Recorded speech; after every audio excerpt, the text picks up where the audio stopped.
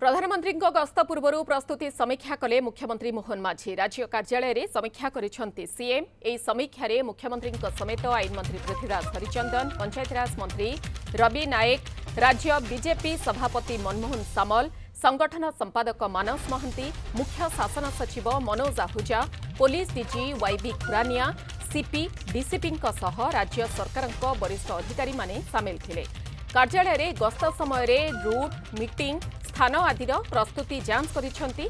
ए समय मोदी गस्तर सूचना देइछंति राज्य सभापति। 29 तारीख मध्याह्न पहुंचे गृहमंत्री। अपराह्न 4:15 रे प्रधानमंत्री भुवनेश्वर पहुंचे। एयरपोर्ट रे भव्य स्वागत संबर्धना दियाजिवो। एयरपोर्ट निकट में एक साधारण सभा कराजिवो। एयरपोर्टरू राजभवन जिबा परे राज्य बीजेपी कार्यालय को आसिबे मोदी। मंत्री, विधायक, सांसद एवं दलीय पदाधिकारी बैठक रही। 2 घंटा दलीय कार्यालय में रहिबा सहित समस्त आलोचना करेंगे। 30 रे डीजी सम्मेलन में जोगदेवे। ए समय मोदी नेता मंत्री रिपोर्ट कार्ड देखिबे। सरकार और संगठन उभयर रिपोर्ट कलेक्शन करेंगे प्रधानमंत्री। तेबे रिपोर्ट को नहीं पंचायतराज मंत्री कहते यह आम सौभाग्यर विषय। जदि प्रधानमंत्री रिपोर्ट मागिबे आमे निश्चय देबु। प्रधानमंत्री द्वितीय थर पे बीजेपी राज्य कार्यालय को आसुदिन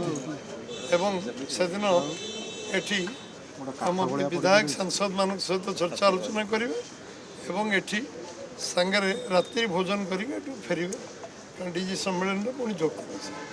तेणु सब प्रकार व्यवस्था ये आम दलीय कार्यालय विधायक सांसद मान समस्ते समय अनुसार पहुँचे।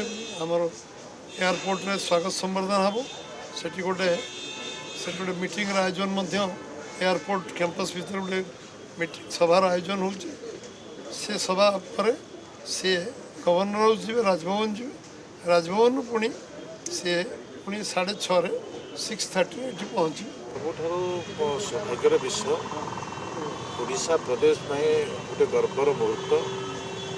3 दिन समय ओडिशा रे मुख्य केन्द्र रे एवं विभिन्न फोरम अच्छी विभिन्न फोरम रे विभिन्न लोकों सहित से भेट हे।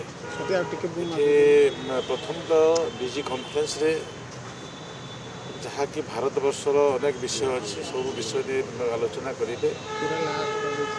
विधायक मान सहित विधायक एवं सांसद मान सहित भी विभिन्न विषय आलोचना करेंगे एवं ता सहित दलीय कार्यकर्ता मान सहित भी विस्तृत भाव में आलोचना करेंगे।